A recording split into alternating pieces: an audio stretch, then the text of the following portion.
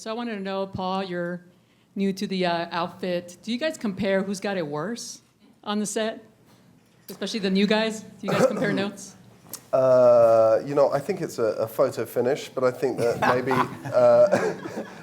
maybe Chadwick, you know, with the whole not being able to breathe business is. You can't tell with Paul because he's British. It's hard to know exactly how excruciating. We should all be a bit more like Paul. That's all I can say. Last question.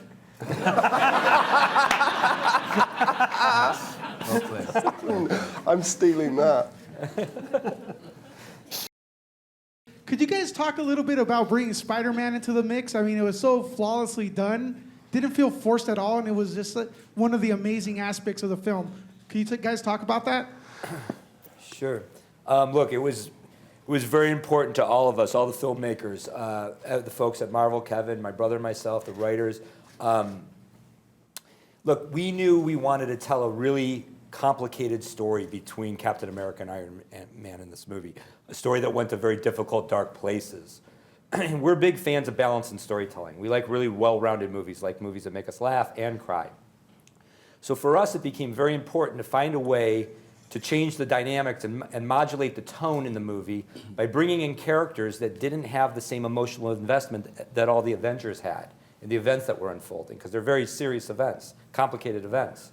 So to bring in characters like Spider-Man, like Ant-Man into the movie who don't have that baggage, it gave us an opportunity as storytellers to sort of bring new colors into the film at a deep place in the movie.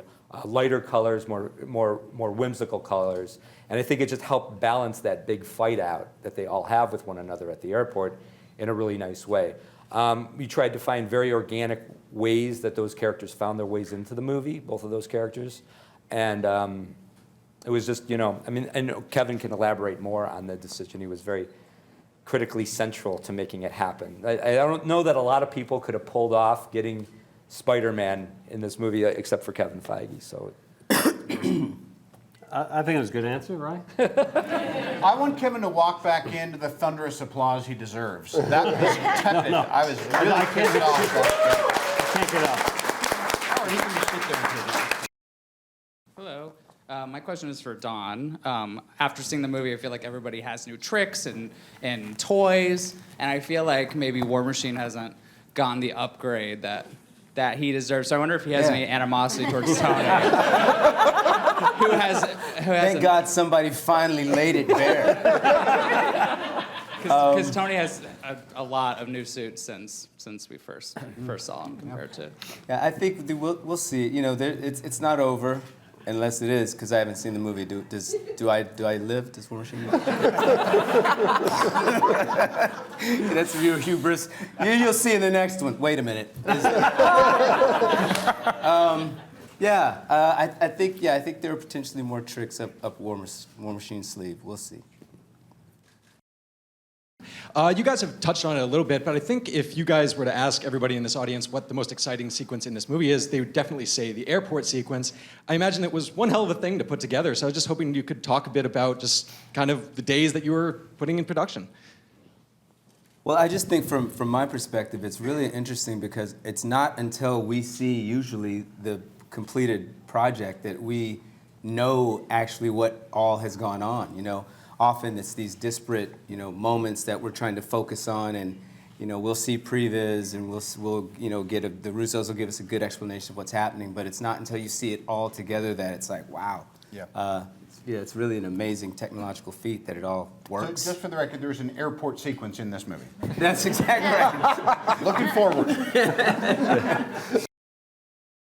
Question for Kevin. Black Panther does such an amazing job, and this movie has a great role to play, and Chadwick Boseman, I think, was phenomenal in his performance. So at what point did you decide that Black Panther was going to be an essential part of this story as you guys were developing the script? And then what stood out when you were going through the process of casting that made you know that Chadwick was the right guy for the role of T'Challa? It was relatively early on in the development process of the movie that Joe and Anthony and our screenwriters, Chris and Steve, thought it would be very valuable to have somebody, sort of in the way that Anthony was talking about Spidey and Ant-Man, people that weren't quite as invested. We wanted somebody who perhaps was invested, but didn't have allegiances to any one side, who was essentially in it for very personal reasons himself. We knew we wanted to make a Black Panther movie at some point, but at that time we weren't sure exactly when that would be. But as these discussions were going on and we thought, I think we're going to bring Black Panther into this movie, I'm not kidding when I say Chadwick was the only choice. You know, his performance in 42, his performance in Get On Up, how different those performances are. And my memory is we called him on the conference room speaker when we were developing the movie and got him while he was somewhere in Switzerland or something at a premiere for Get On Up. And he was in his car, either about to get out or had just gotten back in. And we said, have you ever heard of Black Panther? And he went, yes, yes. Why are you asking me that? And we said, do you want to play the part? And he was very excited. And it happened very, very quickly.